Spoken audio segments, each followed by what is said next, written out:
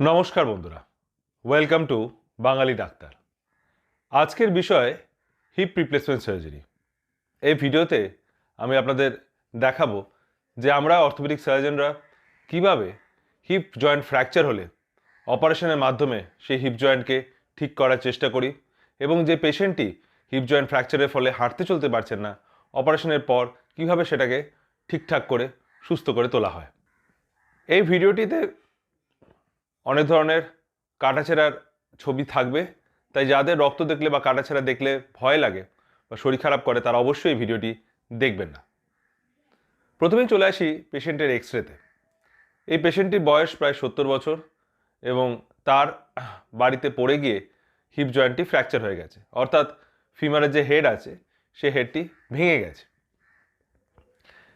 আমরা প্রথমে পেশেন্টের বিভিন্ন রকম টেস্ট করি। পেশেন্টের হার্টের কন্ডিশন কী আছে, লাংসের কন্ডিশন কী আছে, ব্লাডে সব ঠিকঠাক আছে নাকি, রক্তে সব প্যারামিটার, সুগার, ইউরিয়া, ক্রিয়েটিনিন ইত্যাদি সব ঠিকঠাক আছে নাকি, এইসব চেক আপ করার পর যখন অ্যানাস্থেটিস্ট ডাক্তারবাবু মনে করেন যে হ্যাঁ এই পেশেন্টকে অজ্ঞান করা যাবে, তখন আমরা পেশেন্টকে ওটিতে পোস্ট করি।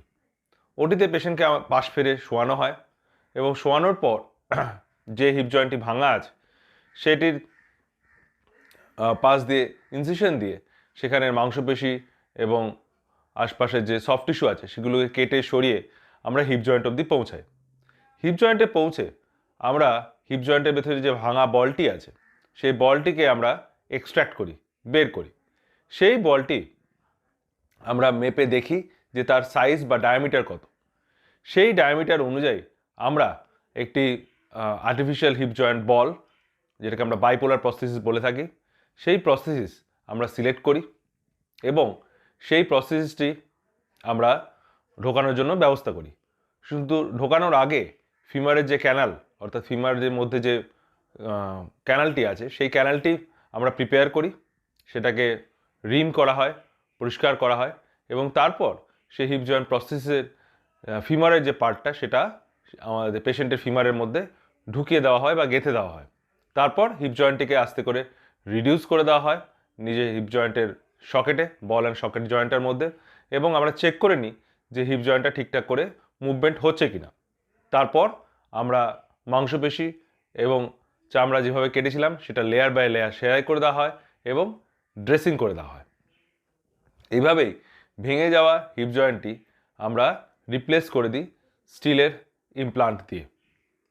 এর ফলে যে পেশেন্টটি ভেঙে যাওয়ার পর যে হাঁটাচলা করতে পারছিলেন না, অপারেশনের আগে যে শুয়েছিলেন বিছানায়, অপারেশনের প্রায় 2-3 দিন পরেই আমরা ধীরে ধীরে পেশেন্টকে ওয়াকার দিয়ে চলতে শেখাই এবং আস্তে আস্তে পেশেন্ট স্বাভাবিক জীবনে ফিরে যায়। আশা করি এই ভিডিওর মাধ্যমে আমরা আপনাদের হিপ রিপ্লেসমেন্ট সার্জারি কীভাবে হয়ে থাকে তার একটা ছোট্ট আইডিয়া দিতে পারলাম।